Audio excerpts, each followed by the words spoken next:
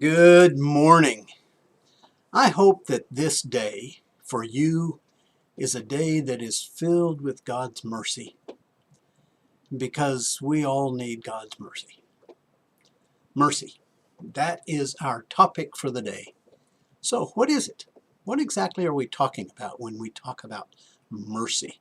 And once we maybe understand it, what are we supposed to do with it? Question, how much do you need it? How much do I need it?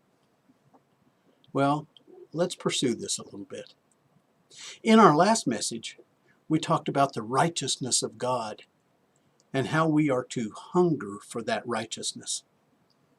But handling God's righteousness may actually be seen by others as threatening. Have you ever considered that? Righteousness is indeed this bright light in the midst of a very dark world. But if we don't handle God's righteousness with mercy, it's going to look more like a torch than it is a light. With that righteousness, we can give light, but we can also burn someone so that they run away from us and they run away from God. His righteousness is obviously, it's what we want to achieve. But who among us is able to stand next to the righteousness of God without being overcome by its brightness? His righteousness is too big. It is too much all by itself. Of course, we want others to follow God's righteousness. We want to be followers of God's righteousness. We want to reach for that.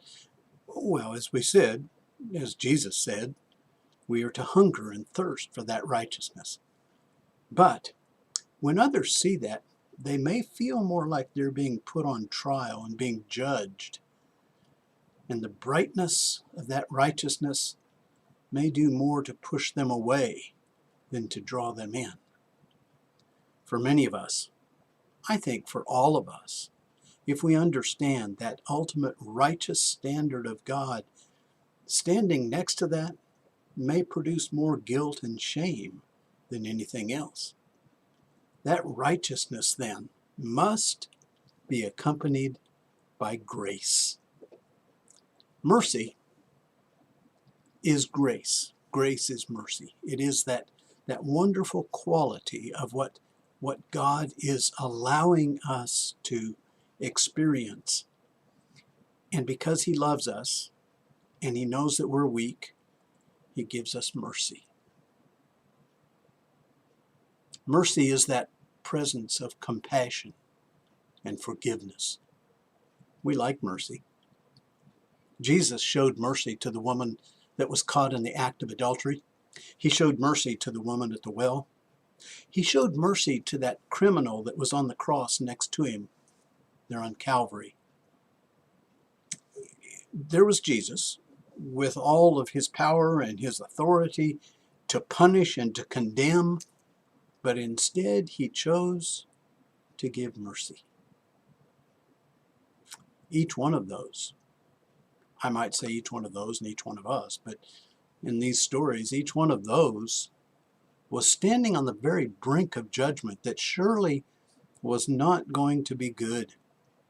But because of God's mercy, they were rescued. They were given a new chance to correct what they had done in the past. God's righteousness was still there, but so was His mercy. So, here's Jesus now in the Sermon on the Mount telling us that we are to be merciful. Here's the truth. With the knowledge of God that we have, we could condemn anyone who was violating God's will. We could point out that they were bound for hell. We could tell them how wrong they are. And we might even think that we're doing God's will in pointing out their sin. A lot of people have handled their faith like this. And a lot of people have been pushed away from God by those who handled their faith like this.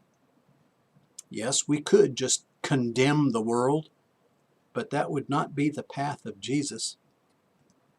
I know that for many people, their favorite verse, or at least the most well-known individual verse in the Bible for them, is John 3:16. But do you also know John 3:17? John 3:16, for God so loved the world that he gave his only begotten Son, that whoever believes in him should not perish, or shall not perish, but have everlasting life. But John 3:17 really applies to our application of mercy today. For God did not send his Son into the world to judge the world, but that the world might be saved through him. So, we want the righteousness of God to be followed. We want to follow it in our own lives, and we want other people to follow it.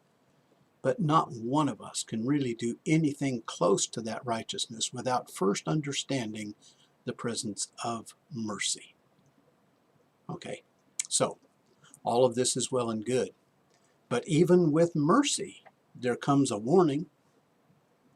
If we only give mercy without the presence of God's righteousness, then we may end up ignoring the very sin that is at the real root of the problem. If I think that I'm doing good by applying mercy without directing that person to the righteousness of God and his will, I may just be giving them a reason to continue in their sin, an excuse to continue in their sin. I may be glossing over God's righteousness in a feeble attempt to show God as something that is loving, and yet how loving is it if we ignore God's ultimate will? There is a righteousness, this wonderful righteousness of God, for us to hunger for. But there is also a mercy that pardons our mistakes as we try to live that righteousness. So, what is the application for this? How do we apply this even today? Well, we certainly, each of us, must be doing our best to follow Jesus. But the part of following Jesus that the world may see may be that we first apply love and mercy. We can be seen as the enforcers of God's law, or we can be seen as the dispensers of God's mercy. Which one of those do you think is most attractive to the world? Certainly, we are to be the givers of mercy. Blessed or blessed are the merciful, for they shall receive mercy. That is our calling. It is our guide. It is the way that we truly look like Jesus to the world. So today, I want to encourage you, go pursue the righteousness of God, but do it in the presence of God's mercy. Bye. Resound with God's own heart. Oh, let the ancient words impart words of life, words of hope.